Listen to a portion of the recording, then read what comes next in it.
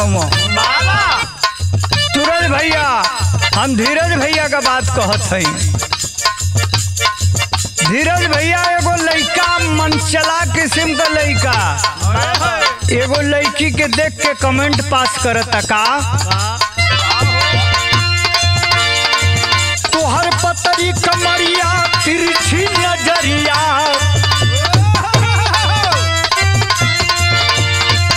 तोहर पतरी कमरिया तिरछी नजरिया घायल करेला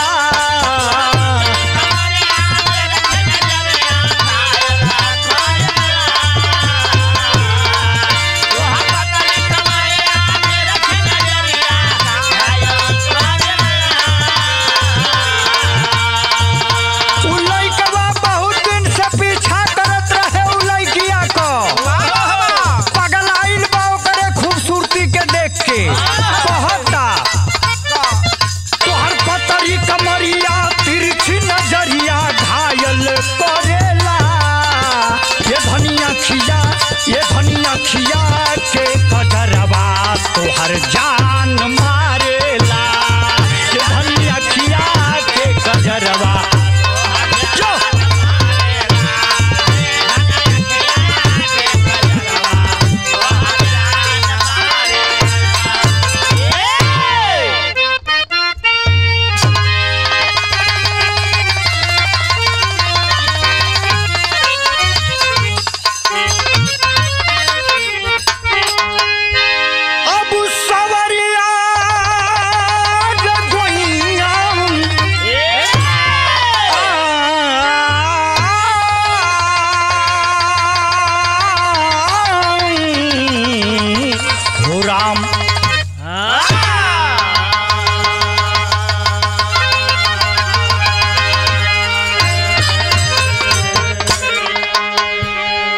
भैया हो। मैं राकेश यादव पप्पू लोकगीत बिरहा गायक कलाकार आज सौभाग्यशाली बनी कि पुनः फिर अवसर मिलल है नटराज स्टूडियो जौनपुर में रिकॉर्डिंग करे का।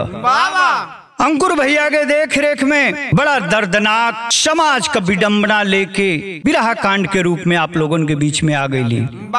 4 लाइन भूमिका लगल मास्टर साहब कैसे बा। बिना सोच समझे कदम जो उठाए गिरे गर्त में बाद में पछताए भला या बुरा हद से आगे बढ़ा जो लाख कोशिश करे ना कभी वो सुधरता मनमानी जो अपनी सदा ही करे वो करता वही उसका दिल है जो करता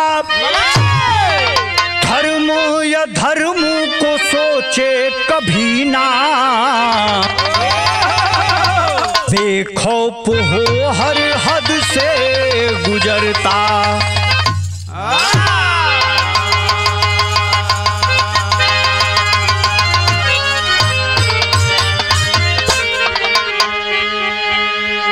वाह कवि जी आपकी कितना मैं बड़ाई करूं। समाज की सेवा ऐसे ही आप आजीवन करते रहें। मनमानी जो अपनी सदा ही करे वो करता वही उसका दिल है जो करता धर्म धर्म को सोचे कभी ना बेखौफ हो हर हद से गुजरता। ए भैया जोश में होश कब्बो ना गवावे के चाहिए। एगो भोजपुरी गीत लगल है हमारे बिरहा में। 1 लाइन मास्टर साहब कैसे।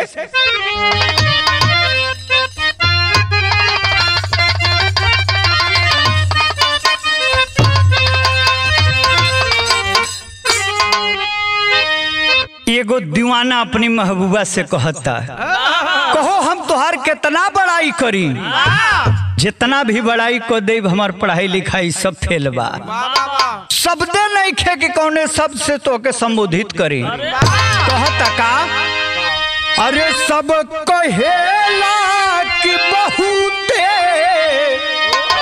सुघर बारू तू अरे सब कहेला कि बहुते सुघर बारू तू ना लागे न काची उमरिया में।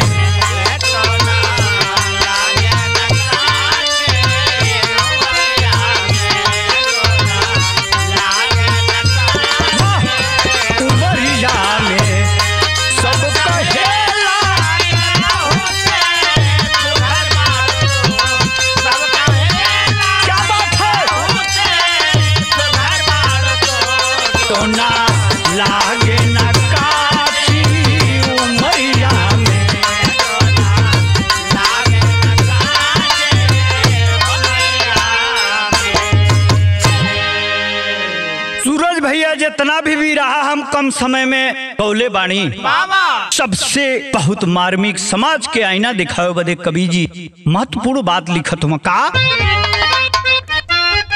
वाह। अरे गलत जीवन में नीति,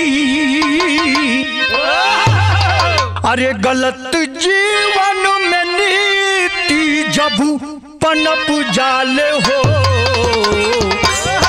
जीवन पड़ी जाला पूस की अन्हरिया में, जीवन पड़ी जाला पूस की। बाबा क्या बात है, जीवन में नीति जब पनप जाले हो, गलत जीवन में नीति जब पनप जाले हो, जीवन पड़ी जाला पूस की अन्हरिया में, जीवन। क्या बात है, वाह कवि जी अपने मन का विचार हृदय विदारक बात लिख दिया आपने।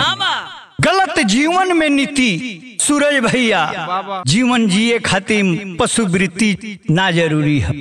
इंसान का जन्म लेहले हुआ तो इंसान के भेष में आवो, बहु रुपया बन के जीवन जिये का कोनो मतलब ना है। गलत जीवन के नीति मने विचार सिस्टम आपका बदल जाएगा तो पाप पनप जाएगा। ऐसा दुर्भाग्य आएगा कि आपका जीवन जो है पूस और भादव के अनहरिया से भी बदतर हो जाएगा। शेर के माध्यम से कभी बताओ तो बात कहाँ का कहानी का है।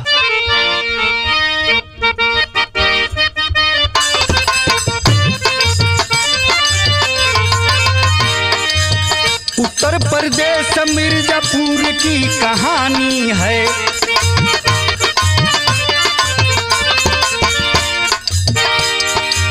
छोटी सी भूल हुई जली जिंदगानी है। 40 वर्ष कौशल्या की उमरिया हो,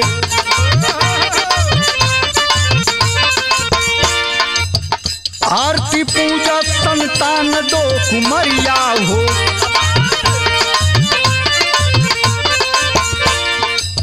छोटे में आरती की सूरत से हुई शादी है।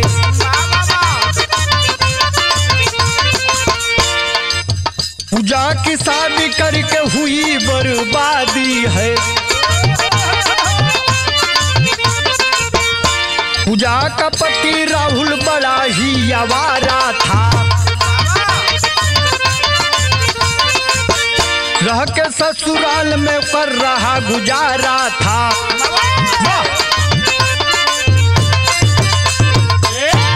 भैया हो बात के समझ लिहल जाए। उत्तर प्रदेश मिर्जापुर की ये बात है, सच्ची घटना है। राकेश यादव कुछ भी गाता है तो बहुत सोच समझ के गाता है। समाज को आईना दिखाने का, समाज को सचेत करने का मेरा मकसद होता है। पैसा रुपया कोई मायने नहीं रखता है जीवन में। मनुष्य का जीवन पाए हो तो कुछ समाज के लिए करके जाओ कि मरने के बाद भी तुम्हारा नाम याद रखे लोग। 40 वर्ष का कौशल्या मिश्रा का 2 बेटिया, आरती का शादी को दहले बाड़ी, पूजा कुमारी बा। पूजा की शादी का चिंता जौन है कौशल्या मिश्रा के सतावतिया, सोच तारी कि कोनो सुंदर बर मिल जाए कि बोझा हमार हल्का हो जाए। पिताजी दोनों बेटियन की बचपना में ही साथ छोड़ के चल गई ना, पंच तत्व में विलीन हो गई। ए बाबू कौशल्या मिश्रा रात दिन चिंता करत तारी। एगो अगुआ आइल बा, कहले बा कि आरती का तो शादी हो ही गई, घर बस गई बा, लेकिन पूजा का शादी कर दो, बहुत पैसा वाला बा। कहली कि हमके कोनो पैसा वाला से मतलब नहीं खे, हमके ऊ जमाई चाहिए, ऊ दमाद चाहिए कि जो हमारी घरे रहे। देखो हो भगवान भी सुन लिहन, ऐसने भइल चमत्कार। अगुआ आके कहले बा कि लइकवा कबो कबो तनी दारू पिएला, कबो कबो कोठा पर जाला, तो जब बियाह हो जाई तो कोठा पर जाल बंद कर दई, आ तोरी लइकिया में दम होई तो ओकर दरुओ छोड़ा दई, उ लायक हो जाई, दमाद होनहार बा, नया उम्र का बा। अब ससुरी के मन में आवता कि ओ हो लटरी लगिए गइल बा, एक पंथ दुई। ए भैया तर्ज बदल गए हमारे बिरहा में। कैसे?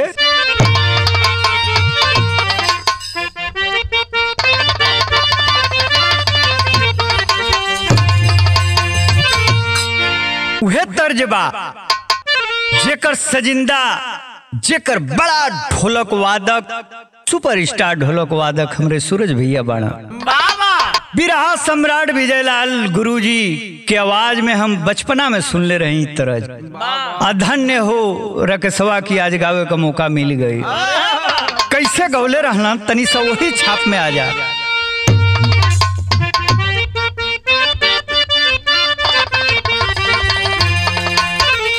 कैसे गावे?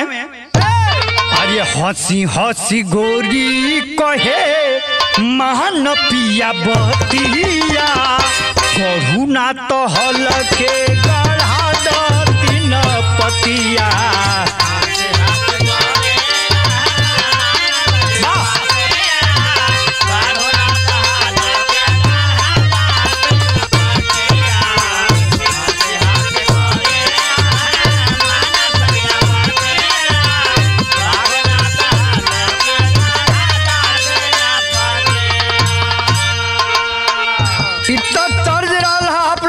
मन के गुदगुदावे बदे, लेकिन भाव कवि जी लिखत हुआ साथियों। ये पंचो तनी सा बिरहा से ध्यान आप लोगन के इधर उधर जाई, बिरहा समझ ले में देर हो जाई। कहे के बाद कहेली कौशल्या बेटा,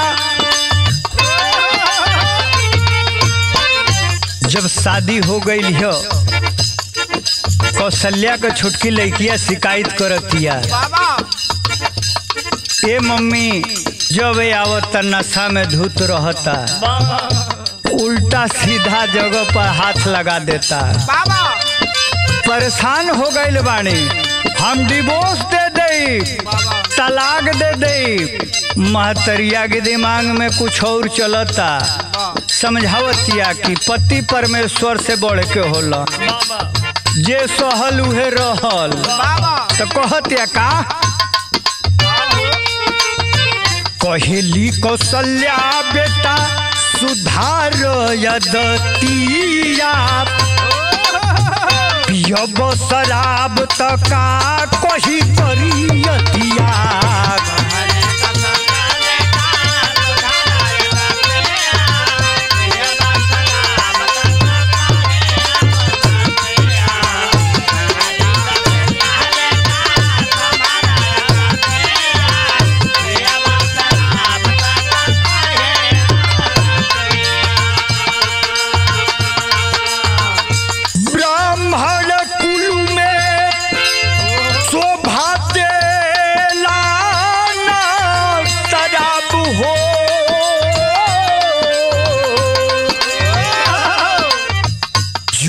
शराब करी जीवन खराब हो, जुआ शराब करी।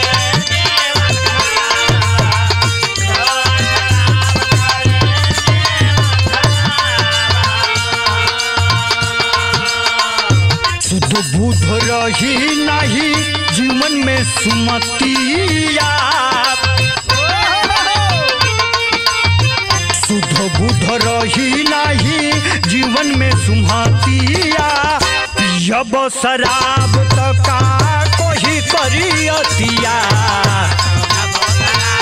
बाबा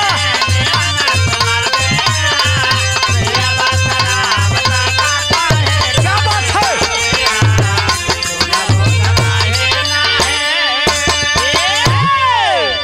शादी भइल बा, बेटी की शिकायत पर दामाद के बुला के कपारे पर हाथ फेर के सासू माई समझाओ तरी।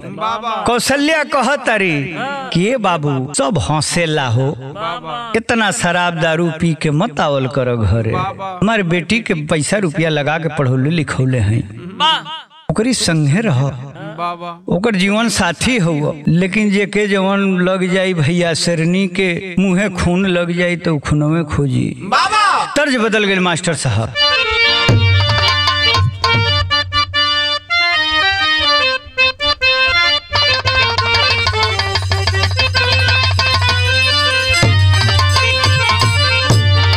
उहे तर्जिया बा कैसे, अरे नई झुलनी की, अरे नई झुलनी की छैया बलम दोपहरिया मनाएला हो।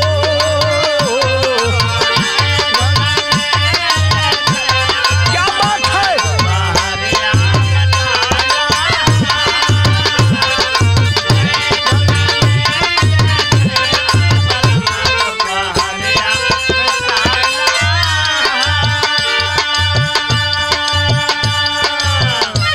बिरहा में आप लोगन के आनंद बदे गा देहनी हम, लेकिन मार्मिक बात लिखत हुआ भाव के रूप में कवि जी गौर करेंगे साथियों। क्या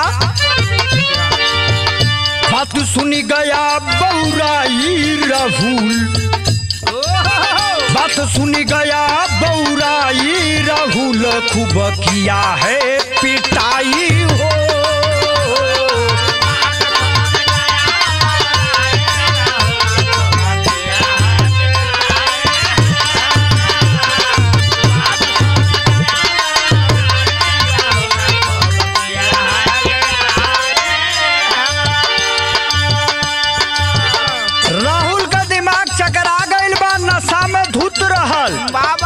कहलस कि अरे पूजवा तो हमारे पत्नी है, हमारी सासू माई के जाके कान भर दिली है, मार लात जूता मार के बेथा क दिहल। पूजा को मार के फरार गईल होई, रात को आया घर सुध बौध खोई।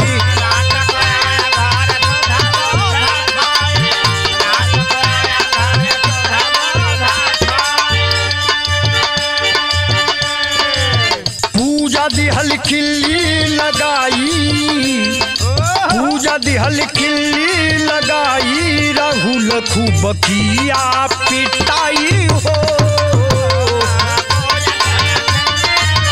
बाबा क्या बात।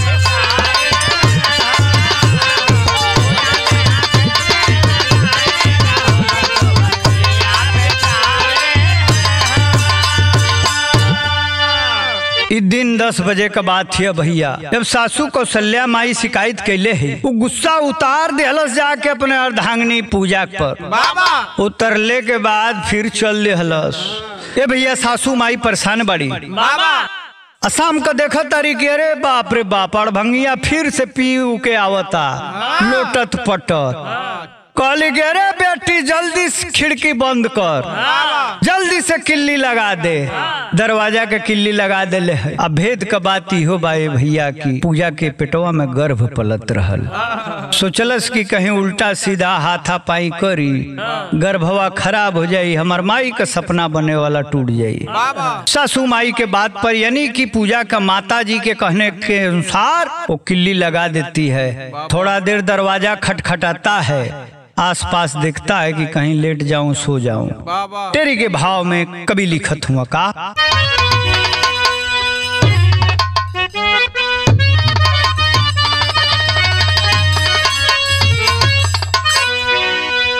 अरे शराब पर सबाब चाहिए, अरे मोर राम हो, अरे शराब पर सबाब चाहिए। पहुंचा सास पास कर नियत नीच खराब, अरे खराब। शराब पर तबाब चाहिए, पहुंचा सास पास नियत नीच खराब। शराब पर शबाब चाहिए। ए भैया बगल में सासू माई सोत रहली, नियत खराब हो गई है। एक जौन 440 वोल्ट का झटका है, दरवाजा में किल्ली लगले के वजह से उफान पबा। सासू माई के खटिया के तरफ चल दिले, जाके लगल सुघुरावे। सासू माई एक दू बेर विरोध कैली, उनहू के नीक लगे लगल। चौक में कभी लिखत मका,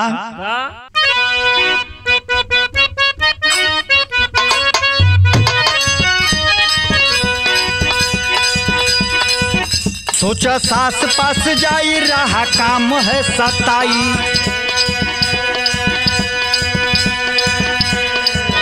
तब कौशल्या घबराई, ट्राई किया है कसाई।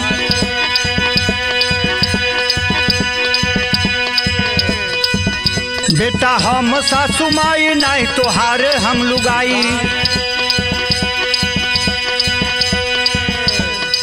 शर्म कर समुझाई, तन उघार किया कसाई। करना चाहिए शोर, पलट गई उसकी ओर।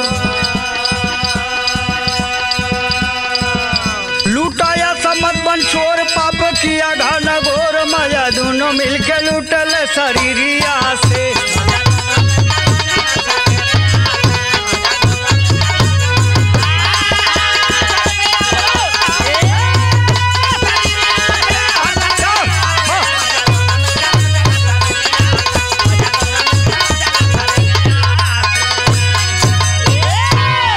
ए भैया जब खिड़की बंद कर दिहली, दरवाजा बंद कर दिहली पूजा, सासू माई के चरपाई पर जाके लेट गई है। लगल सुघुरावे सासू माई का तो प्लानिंग शादी के समय से ही रहा कि ऐसा एगो लड़का मिले। तर्ज बदल गई, लेकिन तर्ज से सुंदर फर्ज लिखले हुआ कवि जी। कहना बा,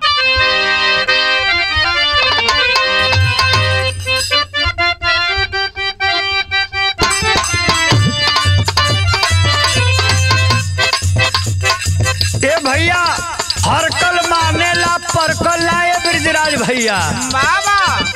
परक गईल बा, उधर किल्ली ए लिए बंद बा कि पेट में गर्भ पलता। भाव कितना बढ़िया लिखत हो, टाइम का बात कवि जी। छत पर लूटल हरा दूनो बड़ा प्यार से।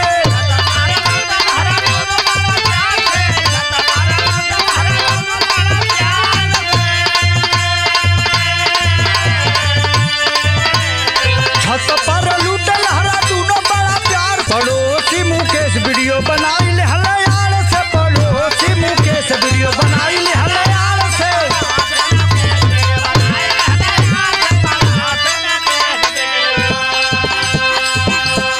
हम कहले है ना धीरज भैया कि हर कल मान जाला, लेकिन परकल ना मानेला। सासू और दामाद दोनों इतना लबहरिया के बुखार में ग्रसित हो गई न कि देखला सके पछुआ बहता। इधर जौन बाकी अन्हार हुई गईल बा, पहुँच गई न छत पर। आ दोनों अपन रंगरेलिया मना रहल बाड़ा स। ई पता नहीं खे कि मुकेशवा जौन पड़ोसिया बा, ओकरी लगवा एंड्रॉइड फोन भी बा। उ लेके मुक्की में से तैयार बा वीडियो बनावे खातिर। आगे कहना बांतरा में, राहुल कौशल्या के भइली खबरिया।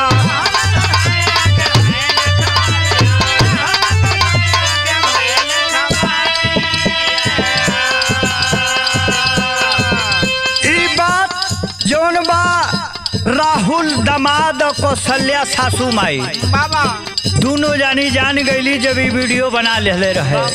ब्लैकमेल करे के इरादा से कहता कौशल्या से, जब बाजार को के आवतरी कहता कि हे हो हमार मनवा ना रखबू तो वीडियो वायरल हो जाई बाबा, कहीं मुंह देखावे लायक ना रहबू। कहली कि अरे पगला चुप, तू तो राहुलो से निमन लगे ले, अहे जौन कहबे तो हम मान जाई। वीडियो दिखाया आवत रहली बाजार से,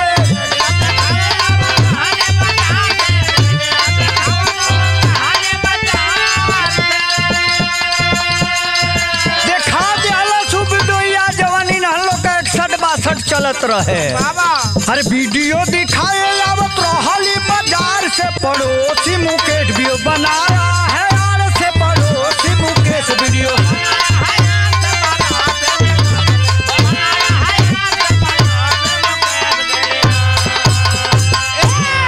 ए भैया जब मुकेश दिखौले है वीडियो, कौशल्या डरा गई है। लिया वो 10 मिनट का काम बा, वे आसान है, वायरल हो जाये तो पास पड़ोस को कुल मेहना मरी हंसो। कौन मुँह देखाई समाज में।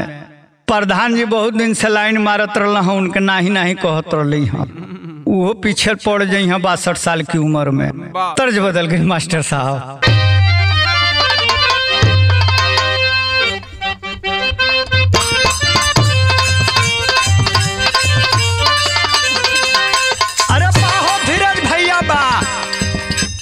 ये गीत जब आयल रहे प्रमोद प्रेमी को तत्ता हल्का मचौले रहे, एक अर्थ अनर्थ बड़ा लोग निकालल, लेकिन ए भैया भोजपुरी गीत डबल मीनिंग होले, माने दू अर्थी होले।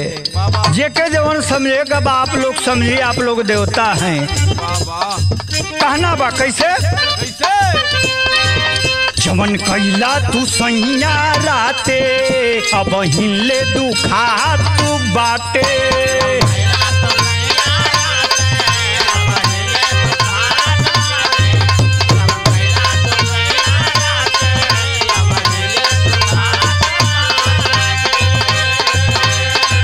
जवन कैला तू सैया राते, अब हिले दुखा तू बाटे। भीर जनी सोटी दूर जनी होटी, धोरी ना हमके पाजा। इधर दिया उठता ये राजा, कमरिया किसोता ये राजा।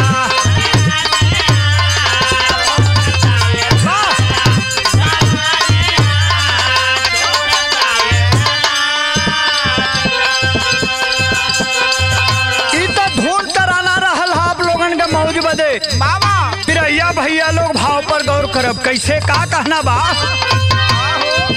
कौशल्या ली छत पर बुलाई, लूटे मौज मुकेश हो आई।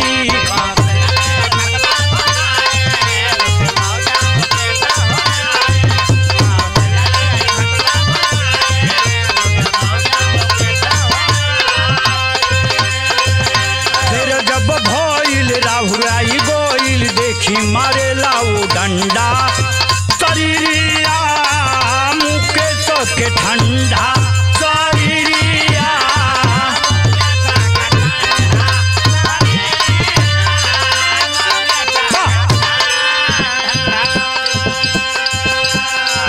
ए भैया कौशल्या उसी छत पर बुला लेती है मुकेश को, ब्लैकमेलर को बुला करके मौज मस्ती उसके डिमांड को पूरा करती है।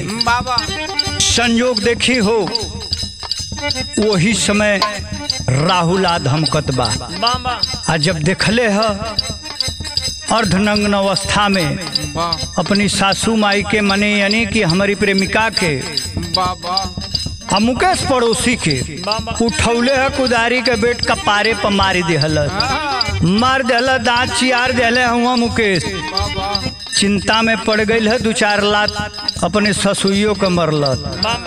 चिंता में पड़ल बा कि है लसिया कैसे हम छिपाई, ये चक्कर में बा अंतरा में कहना बा मास्टर साहब। तत्काल पुलिस बाई, भूख लागल बा करवाई।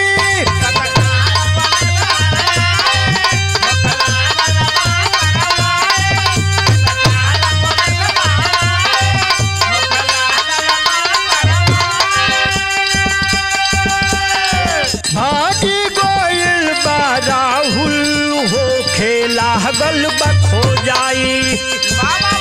फिर जब भोई राहुल आई गोइल देखी मरा है डंडा।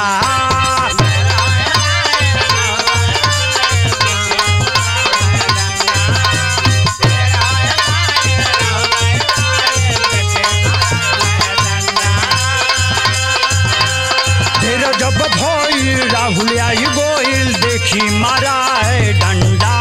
इस शरीरिया मुकेश के भोई ठंडा। शरीरिया मुकेश के भोई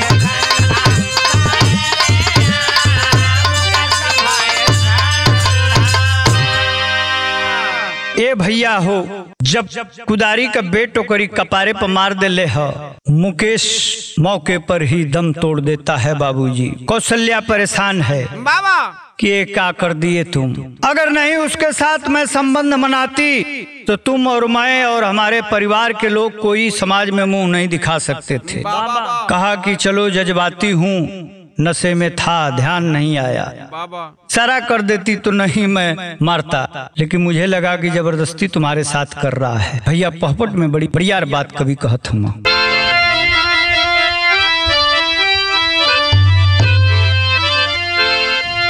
अरे माई माई कही के कब बोलाई माई सोचेली आज भी सुनी जाई उसर माई माई सोचेली।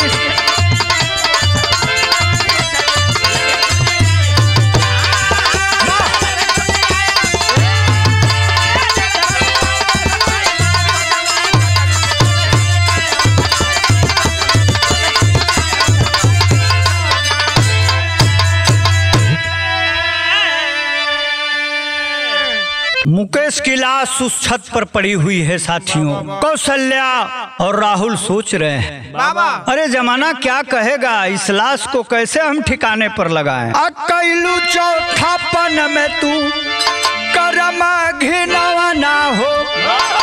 बिटिया तोहार बोला घाट लगी है कवना हो।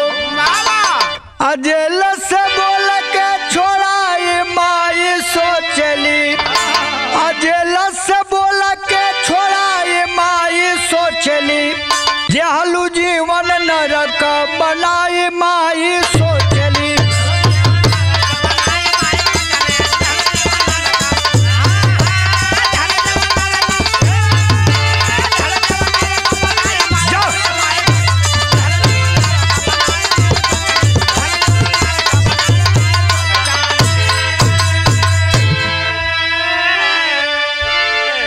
लाश को ठिकाने का बयान कर रहे हैं दोनों बाबा। बिटिया पूजा भी तब तक आ गई है, देख रही है, कोस रही है कि बाहरे माँ अब बाहरे हमारे धर्म पति परमेश्वर, तुम लोग को देखने से पहले मेरी मौत आ जाती तो भी एक सिर्फ थी। अल्लाह के भाव में छायावादी बात कभी लिखत हूँ।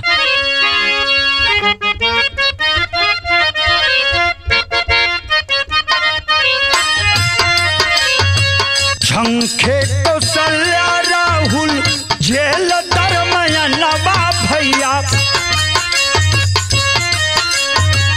साजा उम्र का राहुल के भइल हो बा।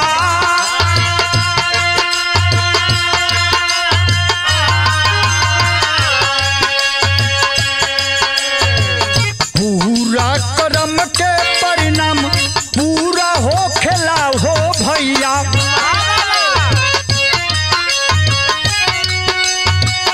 करनी के फल गए कुकर में दोनों पा।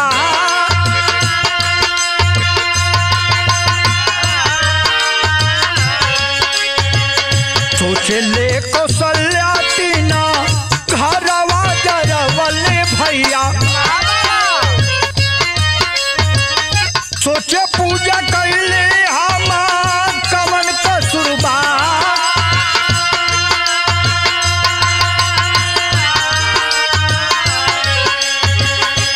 हला यही पपिनिया के गोदी जाना माई हमके।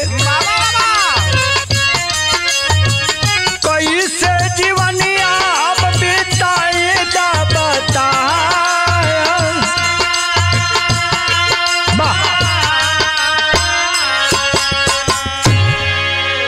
पूजा रो रही है भर आंख, भगवान को कोस रही है उसी छत पर, कह रही है कि इस पापीन के कोख में मुझे क्यों पैदा किया तू, जो माँ के नाम पर कलंक है। हमने भी सुना था माता कुमाता नहीं होती है, लेकिन ये बाबू सच्ची घटना है। कभी जी खोज के टटोल के निकाल देना। हम खड़ी के भाव में नरम मन से, बड़ा दुखित मन से कहे के पड़ता का,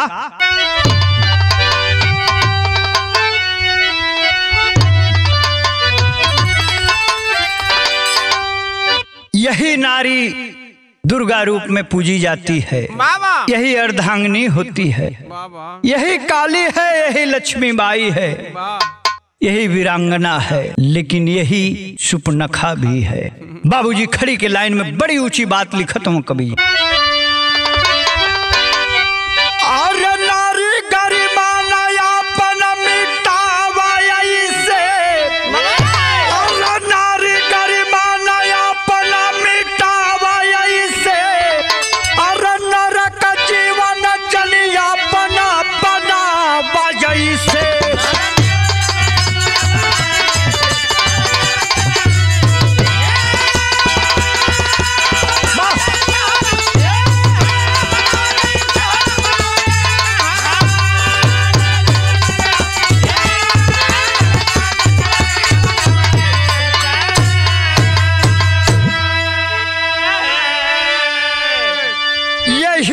नारी अपन असमत लुटई है, अनाही दुर्गा काली देवी शक्ति कहई है, तपर लाज शरम के न उठावई से, नरक जीवन चली अपना पना बगई से।